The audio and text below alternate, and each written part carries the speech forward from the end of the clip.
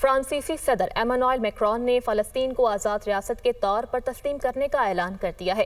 فرانسیسی صدر کی جانب سے سماجی رابطے کی ویب سائٹ ایکس پر لکھا گیا کہ مشرق وسطیٰ میں پائیدار اور منصفانہ امن کے لیے فرانس نے فیصلہ کیا ہے کہ وہ ریاست فلسطین کو تسلیم کرے گا، اور وہ یہ باقاعدہ اعلان سپٹمبر میں UN کی جنرل اسمبلی سے اپنے خطاب میں کریں گے۔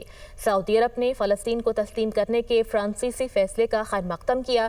سعودی وزارت خارجہ نے اپنے بیان میں کہا کہ فرانس کا فلسطینی ریاست کو تسلیم کرنے کا فیصلہ خوش آئند ہے، عالمی قوانین اور قراردادوں پر عمل درآمد کی کوششوں کو سراہتے ہیں۔